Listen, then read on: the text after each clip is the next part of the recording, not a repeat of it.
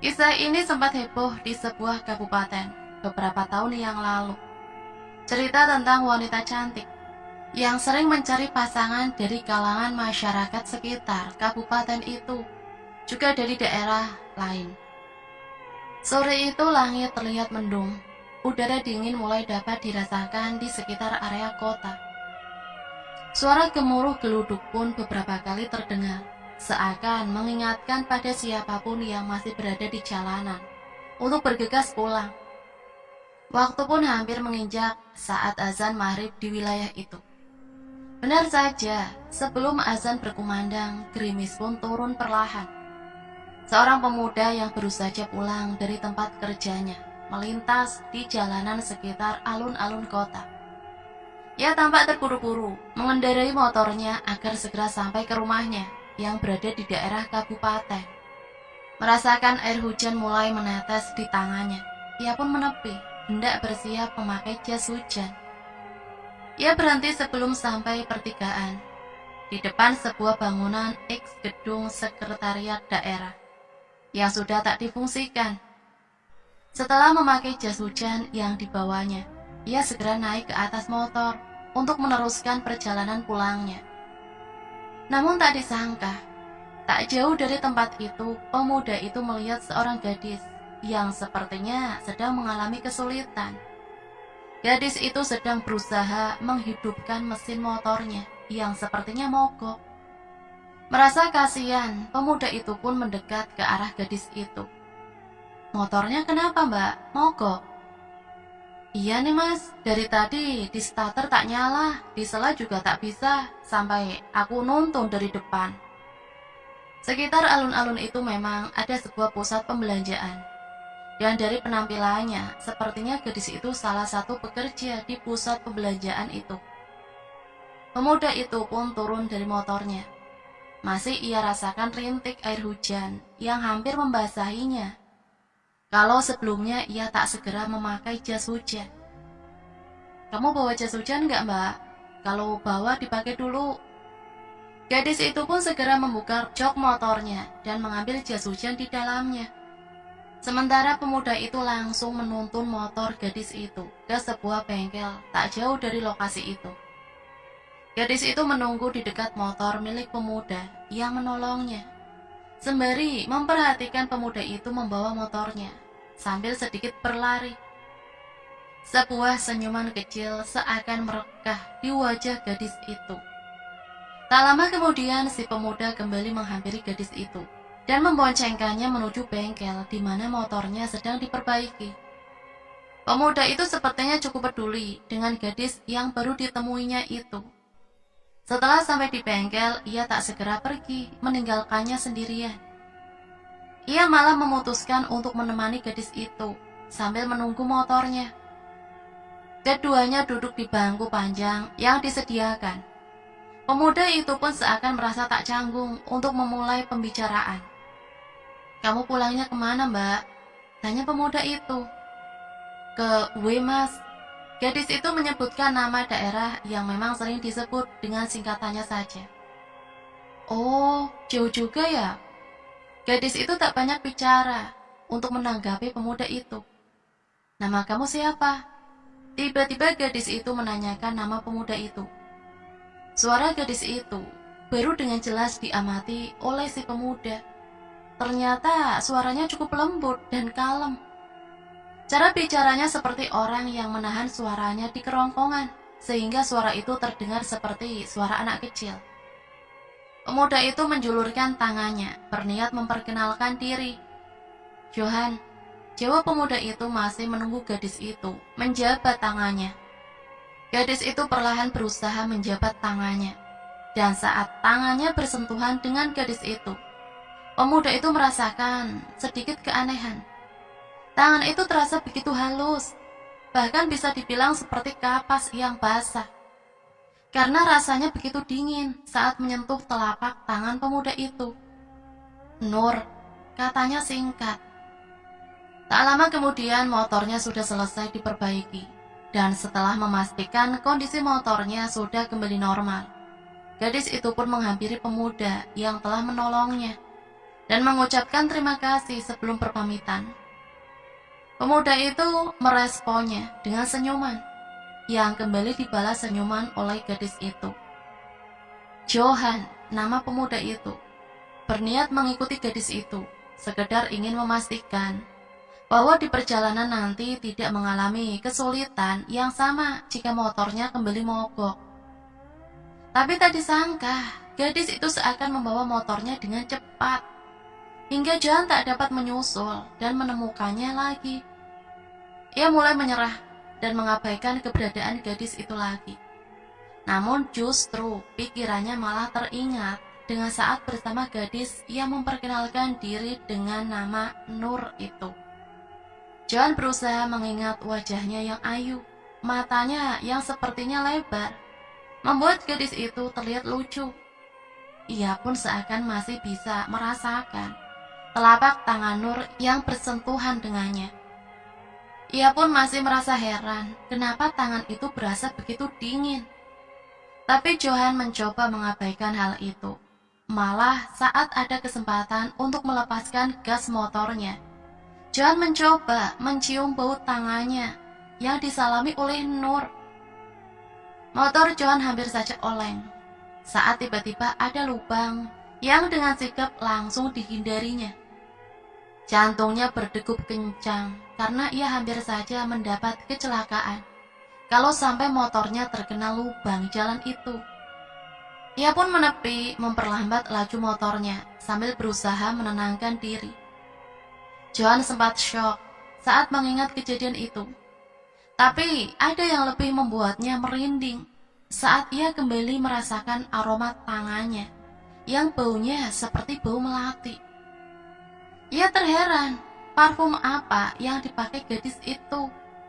Bahkan sampai air hujan pun tak mampu menghilangkan baunya yang menempel di tangan Johan. Johan sempat berpikir negatif saat itu. Tapi setelah sampai di rumah, ia pun bisa sedikit melupakan pikiran negatif yang sempat terlintas di benaknya. Bahkan hampir lupa bahwa sore itu ia telah menolong gadis cantik bernama Nur itu. Hari berikutnya sama seperti biasa, Johan pulang dari tempat kerjanya lewat alun-alun kota. Saat melewati daerah H, ia melambatkan laju motornya. Tiba-tiba ia teringat dengan Nur, berharap ia akan bertemu lagi dengannya. Sayangnya sampai ia melewati pertigaan, ia tak berjumpa dengan Nur. Johan meneruskan laju motornya. Kali ini ia agak memperhatikan sekitar jalanan. Ia mencari keberadaan bengkel tempat di mana sebelumnya ia membawa motor Nur yang mogok untuk diperbaiki. Tapi ternyata bengkel itu sudah tutup, pintunya sudah tertutup oleh papan kayu yang sudah hampir lapuk. Johan tidak merasakan keanehan, selain ada pohon cukup besar di dekat bengkel yang sepertinya tidak ia lihat saat mengantar Nur ke sana. Malahan yang ia ingat, di sekitar pohon itulah ia pernah duduk dengan Nur. Selama beberapa hari ia melewati jalan yang sama, dengan harapan yang sama, untuk bisa kembali bertemu dengan Nur. Hari itu hujan turun begitu lebat sejak pagi. Hujan yang tak kunjung reda, bahkan sampai mengakibatkan banjir di beberapa daerah. Setiap orang sudah memakai jas hujan, bahkan sejak keluar dari rumahnya masing-masing. Beruntung, hari itu Johan sedang libur kerja. Ia jadi tak terlalu direpotkan oleh aktivitas kerja yang pasti akan sangat tidak nyaman dikerjakan saat hujan seperti itu. Johan hampir seharian berada dalam kamarnya yang terlihat gelap karena lampunya tak dinyalakan. Sedangkan langit di luar rumah mendung, gelap, dan tak banyak menghantarkan cahaya ke dalam ruangan kamar itu. Tubuh Johan terlentang di atas tempat tidurnya. Matanya sayup-sayup terbuka pelan. Masih terdengar suara hujan dari luar kamarnya yang membuat Johan kembali menggerutu. Harusnya liburan seperti ini bisa jalan-jalan, malah hujan seharian tak ada henti. Johan beranjak dari tempat tidurnya, berjalan mendekati ke arah jendela kamar yang terhubung ke halaman rumahnya. mengamati apakah hujan masih sederas sebelumnya. Memperhatikan bahwa hujan sudah tak begitu deras, Johan pun tergiur untuk buru-buru pergi keluar rumah. Sudah cukup lama ia ingin pergi ke suatu tempat. Harusnya hari itu Johan sudah pergi ke tempat itu dan menemukan apa yang ia cari. Johan sudah siap mengeluarkan motornya. Penampilannya cukup rapi, seperti seorang yang ingin pergi berkencan dengan pasangannya. Sayangnya penampilan itu sedikit terusak oleh jas hujan yang harus dipakainya saat di perjalanan. Di tengah kondisi jalan yang basah dan gerimis yang masih belum berhenti, Johan mengendarai motornya menuju kota. Dalam perjalanan, ia sempat bertanya-tanya, apakah hari itu ia akan menemukan yang ia cari. Tak bisa dipungkiri, rasa penasaran terhadap Nur masih terus ia rasakan. Tak kunjung bertemu dengan gadis itu setelah beberapa hari diharapkan, membuat Johan berniat mencarinya di pusat pembelanjaan yang ada di area alun-alun. Hal yang masih ia ingat adalah gadis itu berpenampilan seperti seorang sales yang pernah ia lihat di area pembelanjaan itu. Jadi ia merasa yakin akan bertemu dengan Nur di sana. Johan masih agak kebasahan saat masuk ke area pembelanjaan itu. Rambutnya cukup berantakan dan pakaiannya pun jadi agak kusut setelah jas hujan yang dipakainya ia lepas dan tinggalkan di motornya. Sambil berjalan ia agak merapikan penampilannya. Ia tak ingin terlihat berantakan saat bertemu dengan Nur. Dan setelah mencari lokasi kerja Nur, akhirnya Johan sampai di sebuah stand penjualan aksesoris yang penjaganya memakai seragam seperti yang dipakai Nur ketika ditolongnya. Ternyata tak ada Nur di tempat itu, dan Johan sempat merasa kecewa. Namun penjaga itu menyambut dan mempersilahkan Johan untuk melihat-lihat barang jualannya, yang membuat Johan jadi menemukan cara untuk mencari tahu tentang Nur dari penjaga stan itu. "Oh iya mbak, boleh saya bertanya sesuatu?" tanya Johan sambil tersenyum nyengir.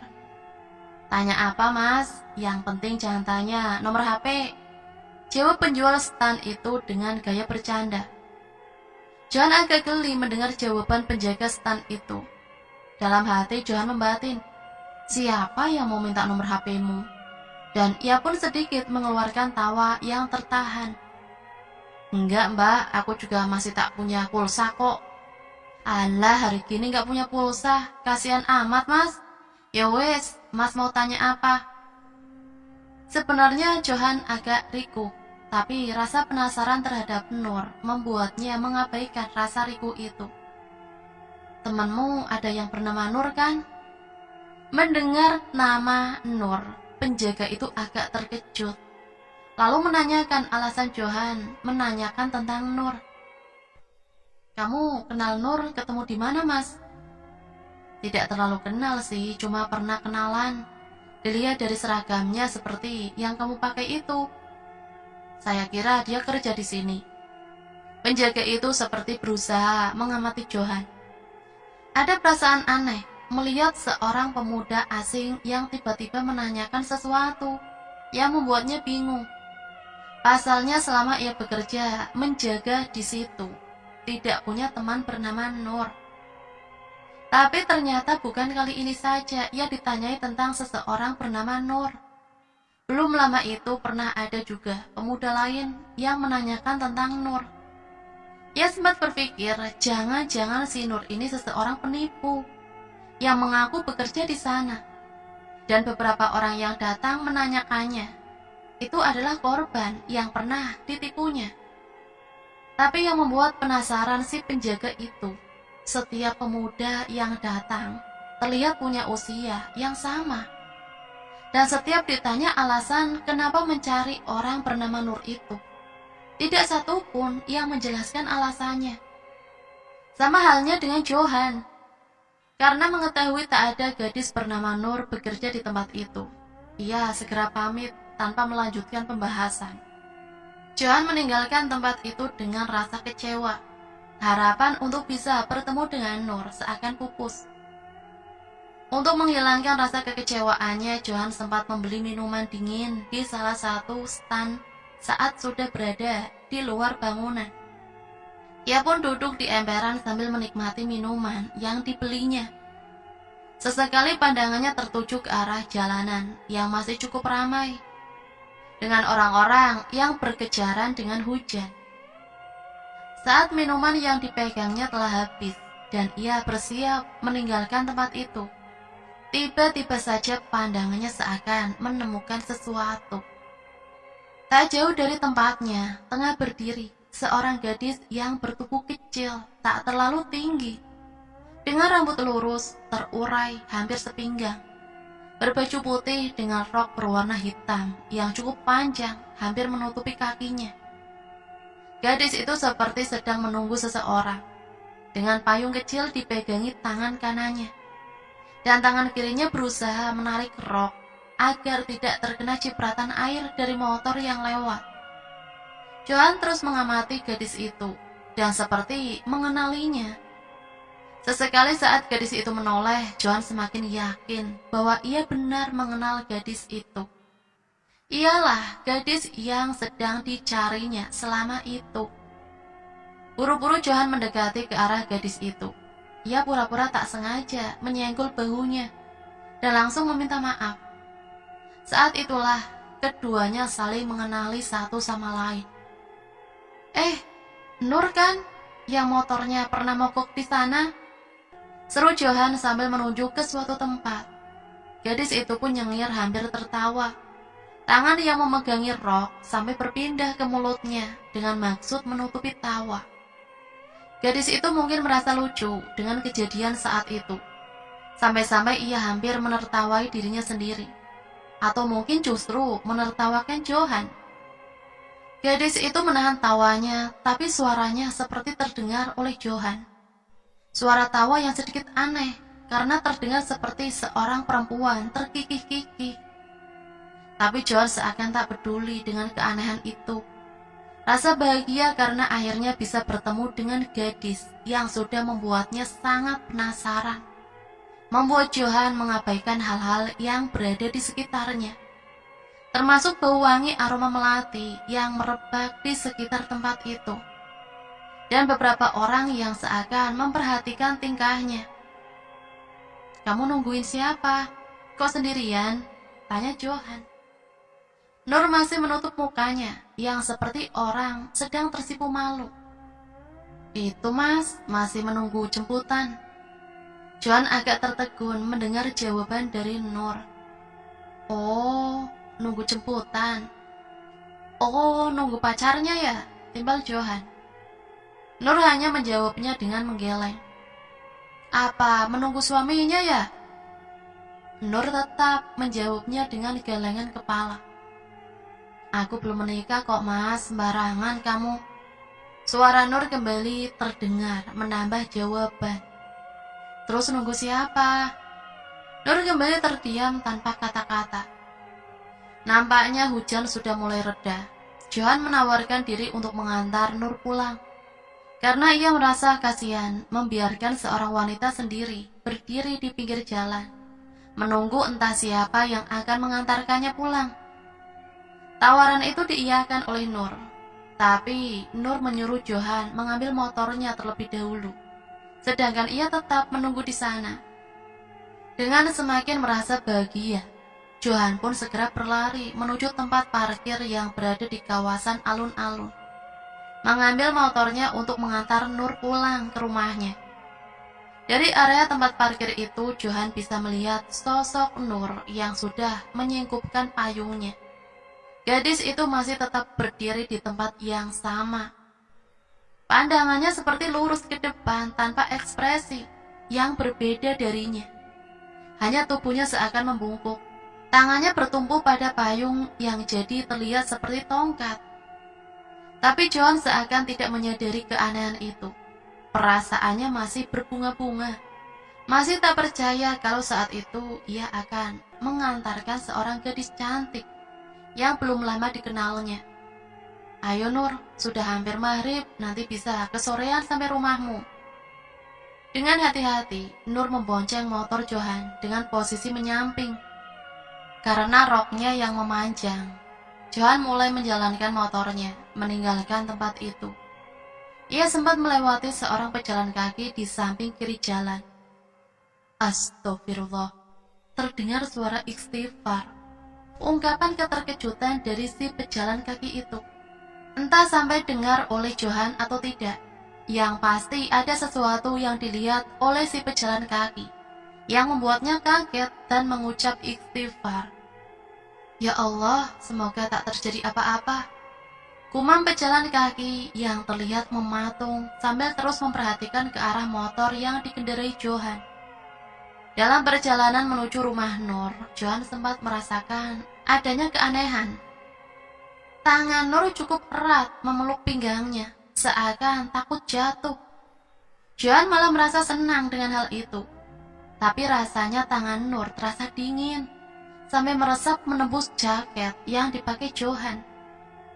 Gas motornya seakan lebih berat dari biasanya. Sampai beberapa kali Johan berhenti untuk memeriksa kondisi mesin motornya, yang entah kenapa cepat sekali panas. Kenapa motornya, Mas? Tanya Nur penasaran. Entahlah, tak biasanya seperti ini. Yang tidak disadari oleh Johan, entah kebetulan atau bukan, ia selalu berhenti di dekat jembatan dan rel kereta api. Nur sendiri beberapa kali menyuruh Johan untuk meninggalkannya. Katanya rumahnya sudah dekat dan ia bisa berjalan kaki ke rumahnya. Tapi emang dasar si Johan yang terlanjur penasaran, ingin tahu di mana rumah Nur. Ia tak membiarkan gadis itu pulang sendirian. Sempat terlintas di pikirannya beberapa kali saat mereka berhenti. Nur selalu bilang rumahnya sudah dekat, tapi sudah sampai kelewat waktu maghrib. Mereka belum juga sampai di rumahnya. Mas, belok di sana, seru Nur yang menepuk pundak Johan. Ketika mereka hampir sampai di gang yang menuju rumah Nur, Johan pun membelok untuk menyeberangi jalan. Tiba-tiba dari arah belakang, sebuah truk bermuatan membunyikan klakson yang mengagetkan Johan. Johan yang kaget pun menepikan motornya. Hampir saja keduanya mengalami kecelakaan yang bisa merenggut nyawa. Kondisi jalan saat itu memang tidak begitu ramai. Saat Nur mengingatkannya untuk berbelok, Johan tak menyadari kalau ada truk yang hanya berjarak beberapa meter dari belakang motornya. Hati-hati dong Mas, itu rumahku sudah dekat. Setelah memastikan jalanan aman untuk menyeberang, Johan pun menjalankan motornya menuju gang yang ditunjukkan oleh Nur. Akhirnya mereka sampai di depan rumah Nur. Johan pun memperhatikan lokasi sekitarnya. Tempat itu cukup sepi dan bisa dikatakan agak jauh dari rumah warga yang lain. Cahaya penerangan jalan pun cukup redup, dan jalanannya agak becek karena seharian terguyur hujan. Rumah Nur terlihat cukup antik bagi Johan. Bentuk rumahnya berbeda dengan rumah-rumah yang dilihatnya saat menuju ke rumah itu. Halamannya lebih luas dari rumah lain, dibatasi oleh pagar bumi yang berupa dinding bata setinggi kurang dari 2 meter. Tak jauh dari pintu gerbang, Johan dapat melihat sebuah bangunan mirip gazebo yang hanya berupa 4 tiang yang didirikan dari kayu dengan atap genteng yang tidak terlalu tinggi. Mau mampir nggak Mas? Nur mengagetkan Johan yang masih terheran dengan keadaan sekitar. Ini rumahmu, sepi ya? Enak nih tempatnya. Bukan Mas, ini rumah kakekku. Aku sendirian di sini. Hanya bersama pembantuku. Emangnya di mana orang tuamu? Orang tuaku di Jakarta dengan adikku. Kasihan, awas hati-hati diculik, ujar Johan sedikit menggoda Nur. Ah, tidak lucu Mas. Ya sudah dek, aku pamit sekalian saja. Nanti kapan-kapan mainnya. Oh iya, boleh minta nomormu? Aku tak pegang HP Mas. Johan tak percaya dengan kata-kata itu. Tidak mungkin orang zaman sekarang tidak punya HP. Tapi karena tidak ingin terlalu memaksa, Johan pun mengalah. Ya sudah, kalau kamu ingin ketemu aku, kesini saja, nanti kita pasti ketemu kok. ujar Nur. Johan seakan mendapat kode dari Nur.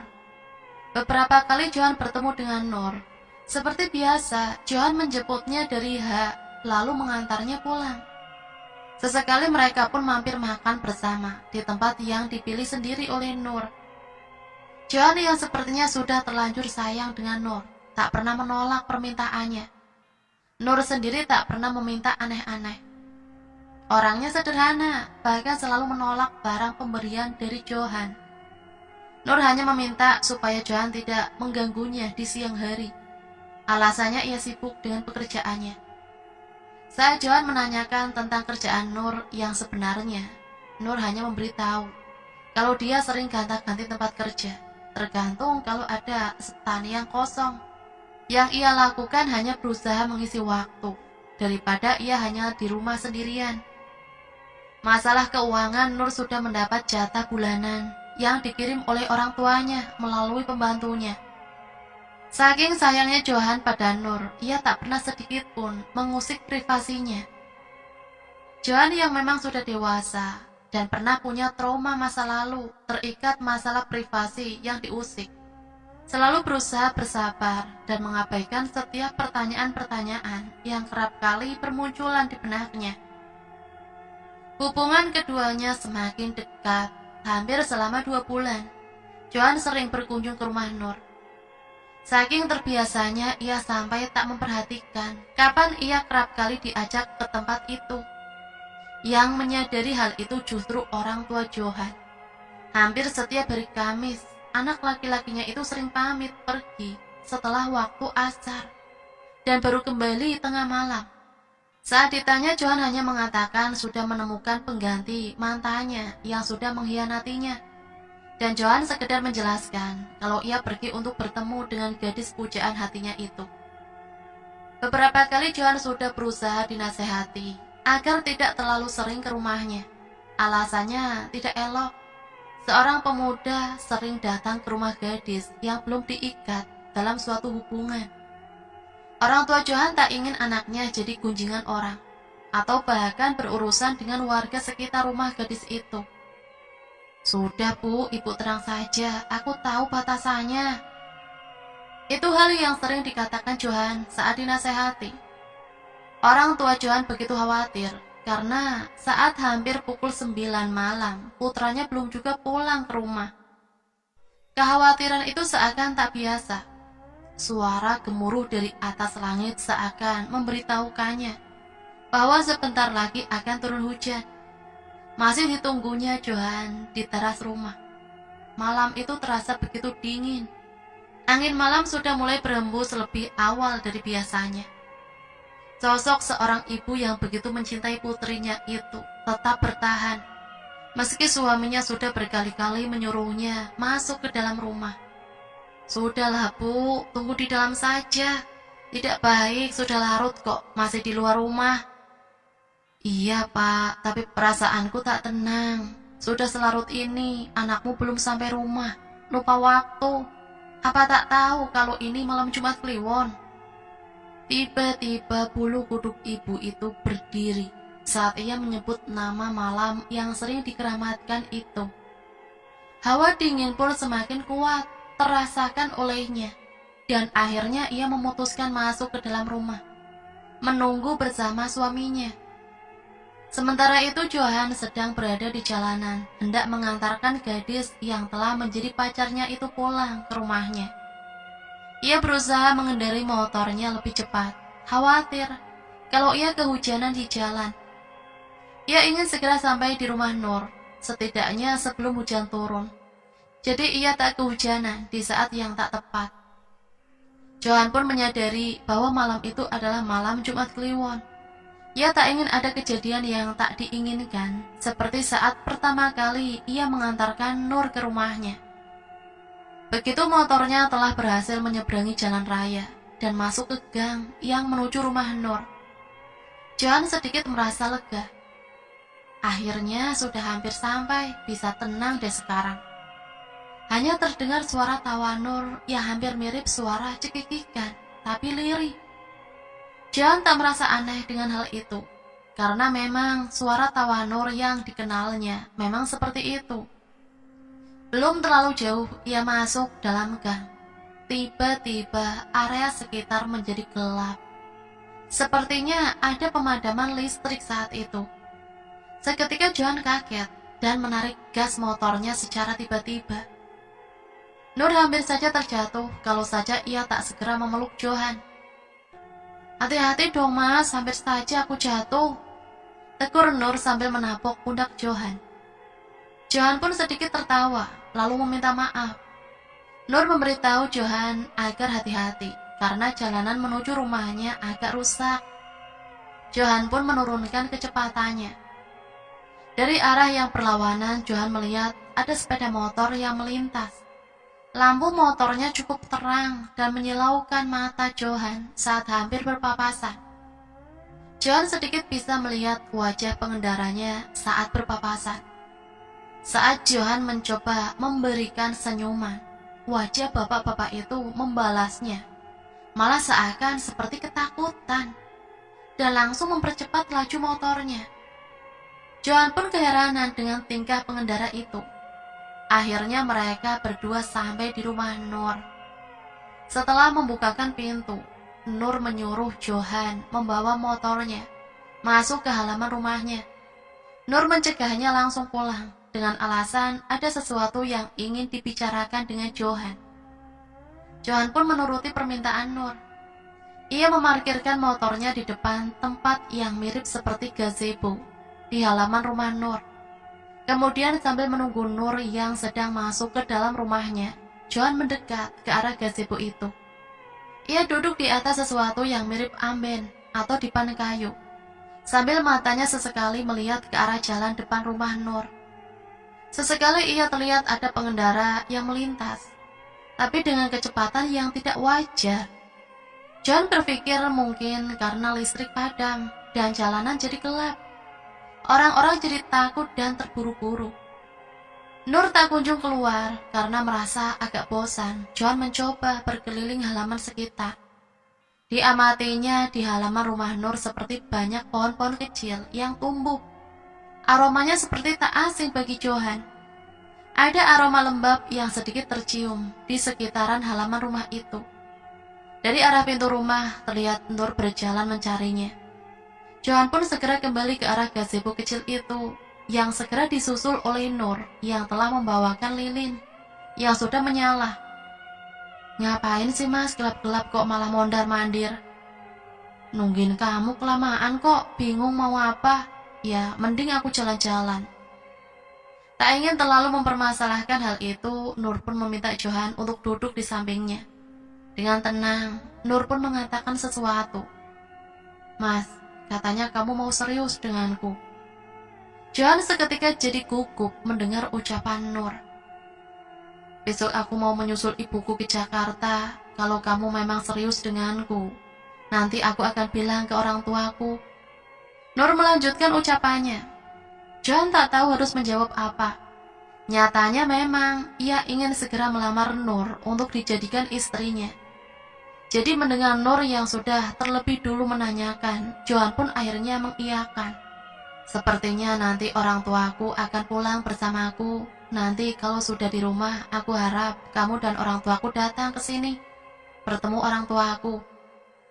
Johan benar-benar tak menyangka, malam itu ia akan membahas hal yang serius itu dengan pacarnya.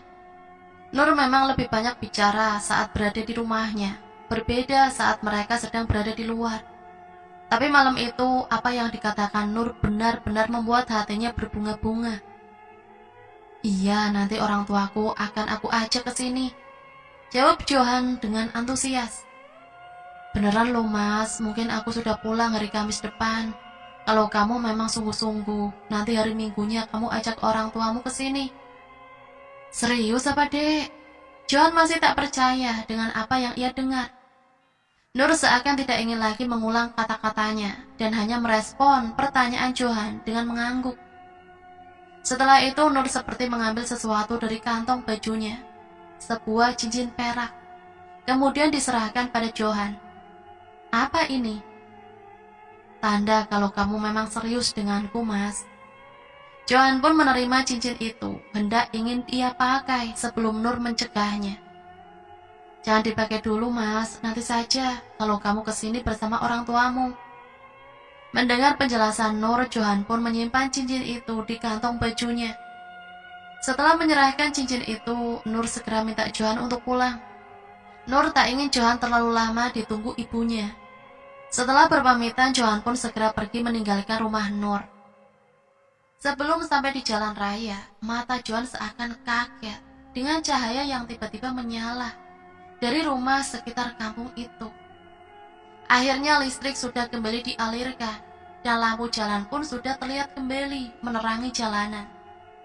Johan segera menjalankan motornya untuk kembali pulang ke rumah. Langit malam itu masih terus bergemuruh.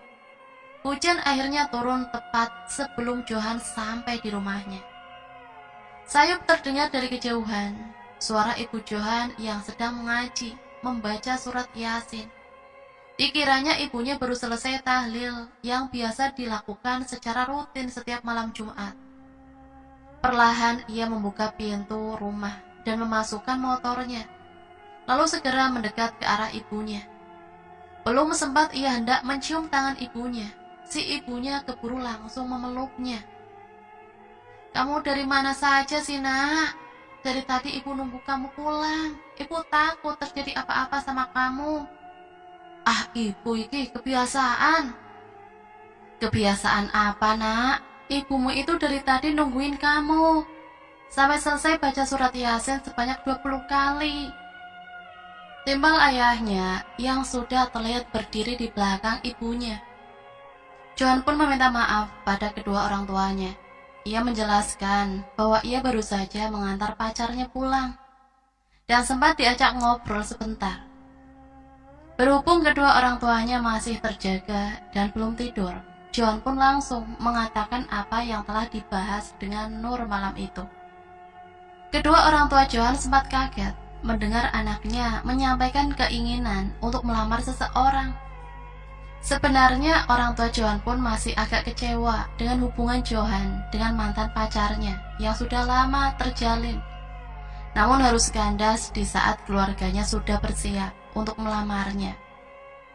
Johan belum pernah secara langsung menjelaskan apa yang terjadi di antara ia dan mantan pacarnya itu, sehingga ia membatalkan sendiri acara pertunangan yang sudah dipersiapkan tepat di hari itu juga. Orang tua Johan masih belum bisa menghilangkan rasa malu pada sanak keluarga yang saat itu sudah terlanjur datang untuk mengiring proses pertunangannya. Dan malam itu Johan kembali memohon agar orang tuanya melamarkan gadis yang belum lama dikenalnya.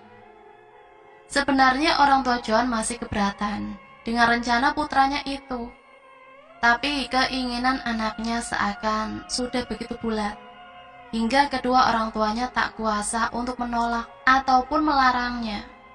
Johan pun sempat menunjukkan cincin perak yang diberikan oleh Nur malam itu.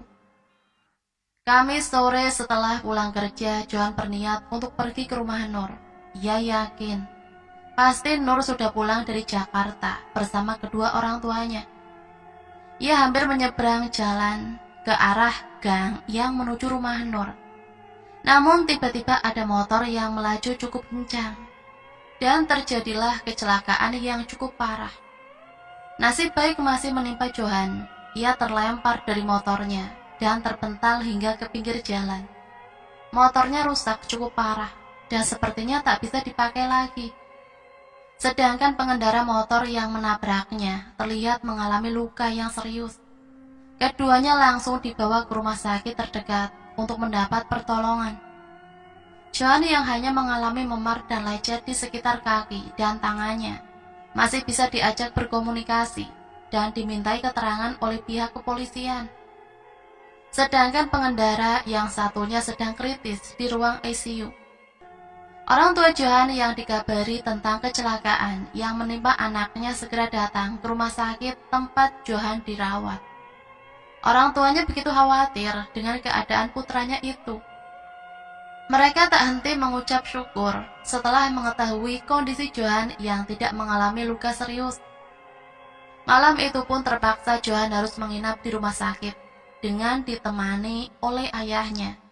Karena kecelakaan itu, Johan jadi kepikiran dengan rencana untuk melamar pacarnya. Apakah rencana itu harus dibatalkan? Johan hampir tak bisa tidur memikirkannya. Entah saat itu jam berapa, ada seseorang yang datang ke kamarnya. Johan bisa mengenali dengan baik siapa orang itu. Nur tiba-tiba datang dan menghampirinya yang sedang terbaring di tempat tidur. Johan agak kaget dan mencari keberadaan ayahnya yang tak ada di ruangan itu. Rupanya sebelum Nur tiba di ruangan itu, ayahnya baru saja keluar untuk mencari minuman dan berniat untuk merokok di area luar rumah sakit. "Loh dek, kamu kok bisa kesini? Siapa yang memberitahumu aku masuk rumah sakit?" Nur menyandarkan tubuhnya di samping tempat tidur Johan dengan posisi agak duduk di pinggirnya. Tangan Nur pun seketika mengelus rambut Johan, membelai rambutnya, seakan berusaha menenangkannya.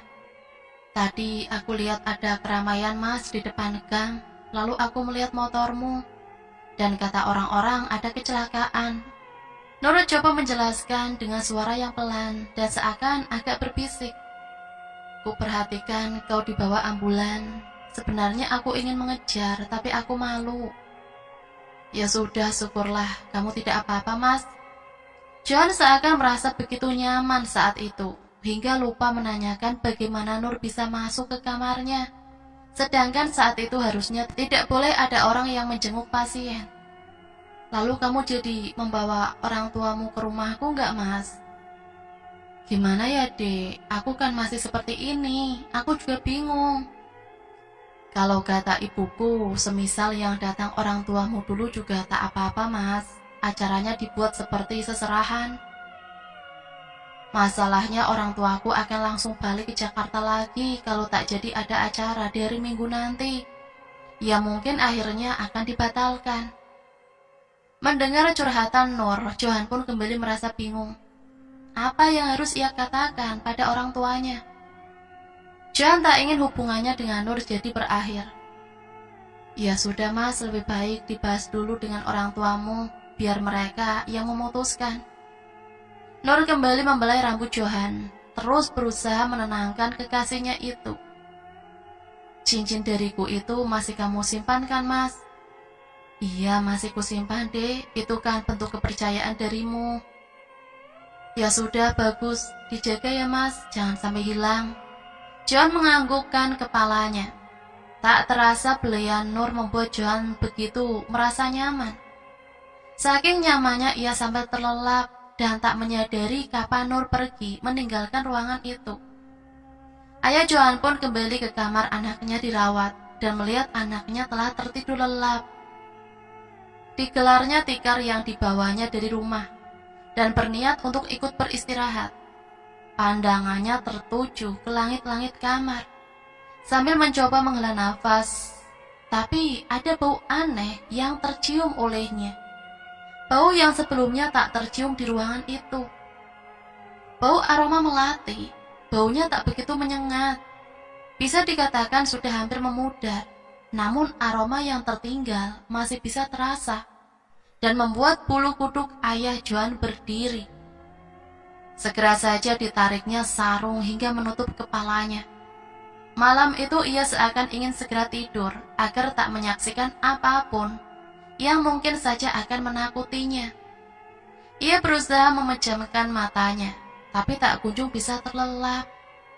Meski kamar itu tergolong kelas 2, tapi hanya dia dan anaknya yang berada di ruangan itu.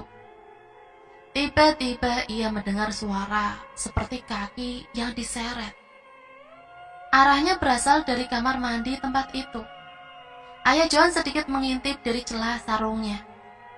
Ada sekelebatan bayangan putih yang baru saja keluar dari kamar mandi. Tiba-tiba saja bau aroma melati itu kembali tercium begitu kuat. Ia langsung membuka sarung yang menutupi wajahnya. Dan betapa kagetnya ia dengan apa yang dilihatnya. Sosok wanita berpakaian serba putih dengan rambut yang acak-acakan. berjalan ke arah pintu keluar. Dan sebelum sosoknya menghilang, wajahnya menoleh ke arah ayah Johan. Terlihat dengan jelas raut wajahnya yang disertai senyuman menyeringai. Begitu menyeramkan. Sampai akhirnya ayah Johan pingsan di tempat. Keesokan harinya ayah Johan seakan syok dengan apa yang dilihatnya malam itu. Cerita itu ia sampaikan pada istrinya yang malah menyalahkannya. Kayaknya bapak lupa sholat isya, jadinya melihat yang tidak-tidak. Hari itu juga Johan dibolehkan pulang ke rumah. Sejak dari rumah sakit, Johan terus membujuk orang tuanya agar tetap melaksanakan rencana yang sudah dibahas dan sudah pernah disetujui oleh orang tuanya. Kalaupun ia tak bisa ikut, setidaknya orang tuanya bersedia menjadi walinya yang bisa menjelaskan dan menunjukkan keseriusannya untuk meminang Nur. Akhirnya orang tua Johan pun bersedia. Mereka menghubungi beberapa sanak keluarga terdekat saja untuk menemani mereka sebagai penghormatan pada calon besan. Tak lupa mereka pun mempersiapkan beberapa makanan ringan untuk dibawa ke rumah Nur. Dan sesuai rencana, hari Minggu itu orang tua Johan pergi mendatangi ke kediaman Nur, yang alamatnya sudah dijelaskan oleh Johan. Dalam perjalanan, orang tua Johan sempat ditanyai oleh kerabat yang ikut dalam acara itu, dari mana Johan mengenal calonnya itu, dan sudah berapa lama mereka menjalin hubungan. Orang tua Johan menjelaskan apa adanya, sesuai dengan yang diceritakan oleh anaknya. Mereka hampir sampai di rumah Nur. Setelah memastikan gang yang disebutkan oleh Johan, dan masuk ke dalam gang yang tak begitu lebar itu, mobil rombongan itu telah sampai di alamat yang diberikan oleh Johan. Arahannya sudah sesuai. Dari dalam mobil pun salah satu kerabat Johan bisa melihat rumah yang dimaksud oleh Johan, yang ada gazebo kecil di halaman rumahnya. Semua orang hampir turun dari mobil, namun ibunya Johan tiba-tiba merasakan perasaan yang tak enak. Saat melihat ke arah rumah Nur, ibunya Johan samar-samar melihat hal yang seakan tak disadari oleh orang-orang yang masih berada dalam mobil. "Mas, ini benar alamatnya?" "Iya benar, aku baru menelpon Johan untuk memastikan." "Tapi mas, itu kan..." Belum sempat meneruskan perkataannya, pintu mobil satu persatu telah dibuka. Dan betapa terkejutnya semua orang dalam rombongan itu. Yang ada di lokasi, alamat yang diberikan Johan adalah sebuah area pemakaman umum. Pagar pembatas halaman rumah Nur yang selama ini dilihat oleh Johan ternyata adalah pagar pembatas area pemakaman.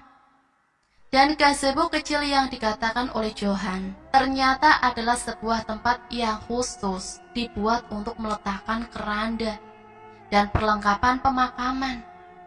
Cerita itu pun kemudian tersebar hampir ke penjuru daerah, dari kabupaten hingga wilayah kota. Johan yang dijelaskan perihal kejadian itu seakan tak bisa menerima kenyataan. Ia terus tak percaya dengan apa yang dikatakan oleh semua orang yang dikenalnya. Ia masih meyakini bahwa Nur adalah seorang gadis yang nyata. Nur adalah manusia. Nur adalah takdirnya. Nur adalah kekasih yang selalu diidamkan. Bahkan Johan sudah menetapkan bahwa Nur adalah segalanya di hidupnya. Beberapa orang yang pernah melihat Johan pun akhirnya mengatakan apa yang sebenarnya dialami oleh Johan. Dari tukang parkir yang mengatakan pernah melihat seorang pemuda yang aneh karena berbicara sendiri di area depan lokasi pembelanjaan itu. Awalnya Johan dianggap tak waras karena seringkali terlihat duduk sendiri di emperan gedung tua sambil tertawa-tawa sendiri. Ada seorang penarik becak yang pernah melihat seorang pemuda mendorong gerobak sampah ke arah pohon besar di dekat warung yang sudah tutup. Setelah memindahkan gerobak sampah itu, ia kembali ke pohon besar itu dan duduk di samping pohon, padahal saat itu sedang hujan cukup deras. Ada juga seorang warga yang melihat seorang pengendara motor yang di belakangnya membonceng sesosok makhluk gaib wanita. Dan warga sekitar makam itu pun pernah beberapa kali melihat seorang pemuda yang keluar dari area makam di tengah malam. Dan juga seorang pengendara motor yang melihat seonggok makhluk yang terbungkus membonceng seorang pemuda ke arah makam. Banyak orang yang mengatakan bahwa apa yang dialami oleh pemuda itu merupakan ulah makhluk gaib yang terlanjur menyukai pemuda itu. Dan sosok makhluk gaib itu tak hanya sekali itu mengganggu manusia. Dari apa yang dikatakan oleh warga sekitar, di makam itu memang sering ada orang yang tertipu oleh penunggunya yang mewujud sebagai sosok gadis cantik yang minta dinikahi. Sosok yang akhirnya dikenal sebagai sosok Nur, yang ceritanya pernah populer di penjuru daerah sekitar. Cerita ini mengingatkan kita agar lebih berhati-hati di jalan. Saat mengendarai motor atau kendaraan apapun, jangan sampai pikiran kosong, sehingga mudah dipengaruhi oleh hal-hal gaib yang tak pernah kita duga asalnya. Dan yang terpenting, jangan mudah terpikat pada seseorang yang baru dikenal, karena resikonya dapat menyebabkan baper yang bisa berujung dengan kecewa. Sampai di sini Mimin pamit undur diri. Mohon maaf apabila banyak salah kata. Akhirul kalam, wassalamualaikum warahmatullahi wabarakatuh.